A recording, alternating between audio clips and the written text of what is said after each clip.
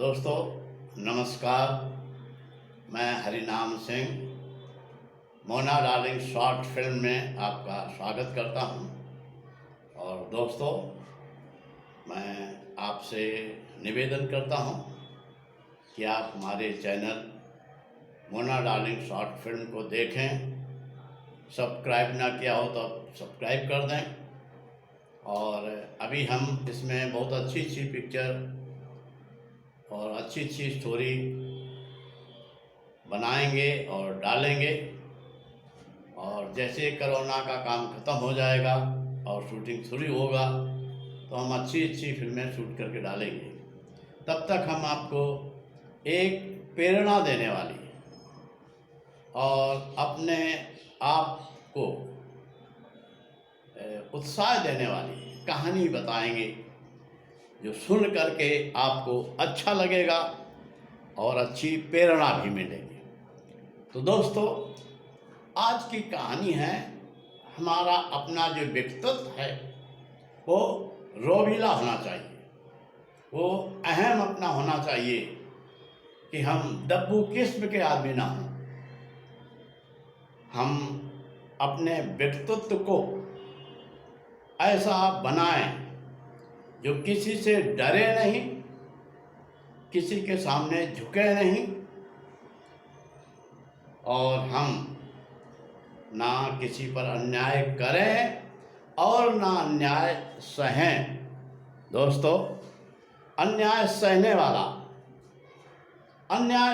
वाला आदमी अन्याय करने वाले से ज़्यादा दोषी होता है, क्योंकि हम अगर चुपचाप अन्याय सहते हैं तो हम अपने आप पर अत्याचार करते हैं, हमारा दब्बूपन बढ़ जाता है, हमारे व्यक्तित्व का सत्यानाश हो जाता है, हम अच्छी बात सोच भी नहीं सकते, हम तरक्की के बारे में नहीं सोच सकते।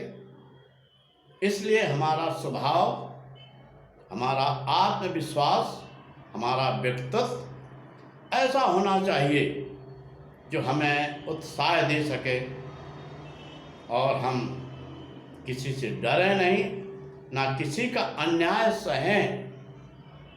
और दोस्तों लेकिन इसका मतलब नहीं कि हमें किसी से झगड़ा करना है, हमें झगड़ा भी नहीं करना, लेकिन किसी का अन्याय सहना भी नहीं है, किसी की ज़बरदस्ती नहीं सहना है। दोस्तों अपनी बात को समझाने के लिए मैं आपको एक बहुत पुरानी एक छोटी सी कहानी बताता हूँ।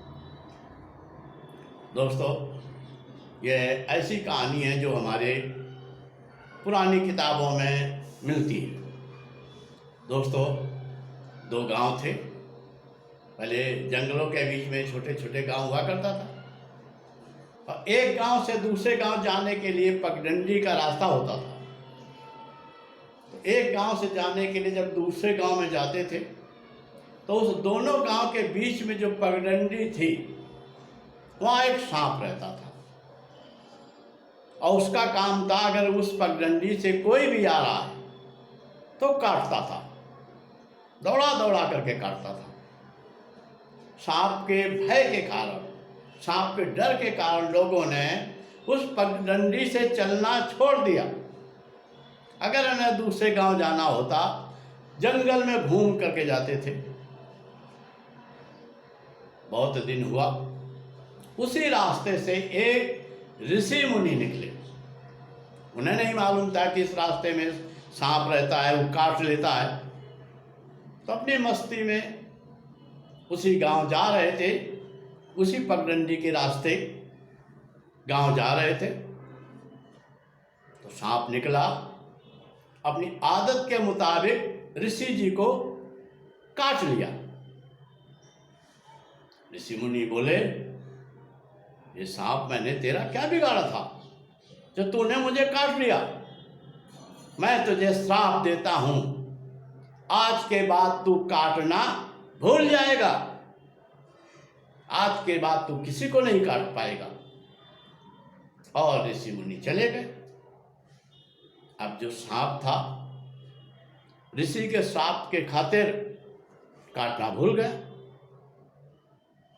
और काफ़ी दिन के बाद कुछ बच्चे उसी रास्ते से खेलते हुए निकले। उन्होंने देखा वो सांप बैठा है। उन्होंने पता था ये सांप काटता है, लेकिन यहाँ उल्टा हुआ। जब सांप ने उन बच्चों को देखा तो भाग गया।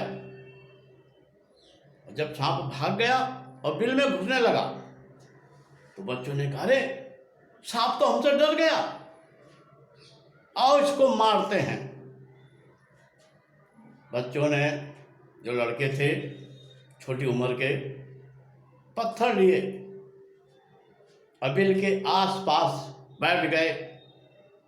और दोबारा जब सांप निकला तो उन्होंने सांप को पत्थरों से मारा।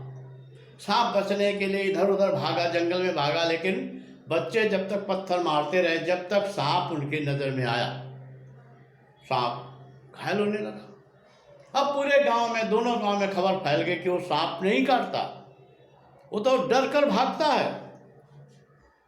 अब वहां से फिर लोग आने जाने लगे और जो कोई सांप को देखता था उसे पत्थर मारता था।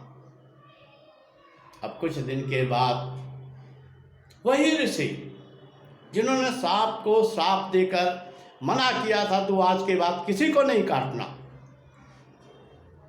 अब जब सांप ना काटे तो उसका व्यक्तित्व खत्म हो गया।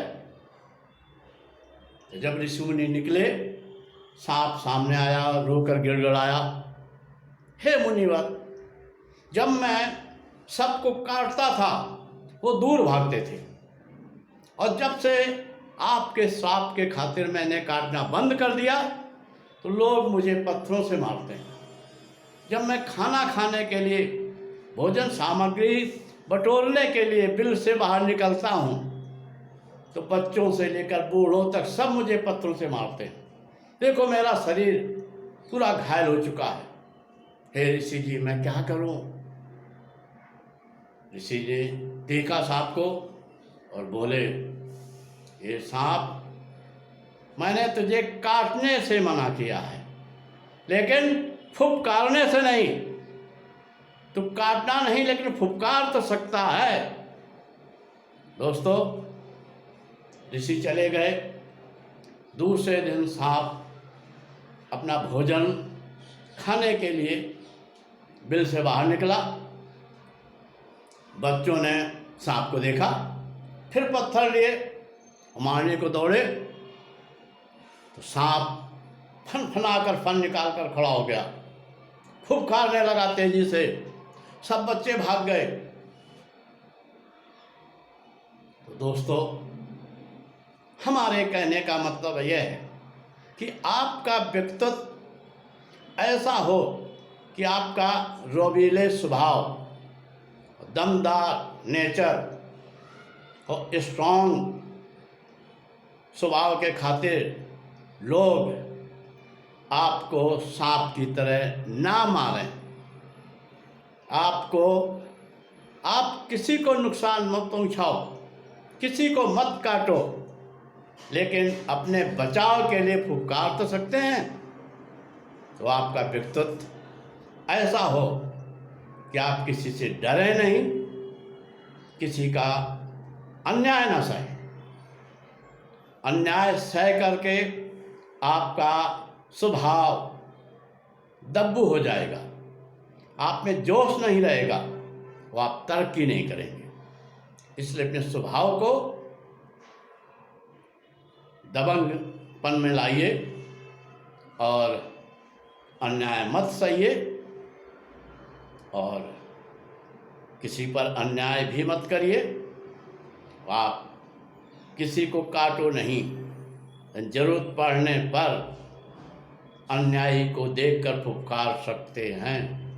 दोस्तों, कहानी का यही मतलब है कि आप अपने जीवन में डरें नहीं, आपका स्वभाव दब्बूपन ना हो, आप किसी का अन्याय ना सहें और स्वतंत्र रह करके अपने स्वभाव का, अपने व्यक्तित्व का विकास करें।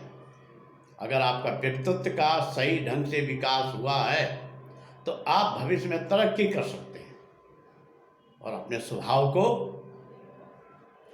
नम्रता के साथ दबंगपन में आइए और किसी पर अत्याचार मत करिए, लेकिन अत्याचार और अन्याय मत सहिए। यही कहानी का मतलब है। दोस्तों, ये कहानी आपको कैसी लगी आप कमेंट करिए, और अपने स्वभाव से दब्बूपन हटा दीजिए। अपने अहम को जागृत करिए, अपने ईगो को जागृत करिए और स्वभाव को जोशीला बनाइए और तरक्की करिए। हमारे channel Mona darling short film को देखते रहें, लाइक करें और दोस्तों को भी दिखाएं। नमस्कार।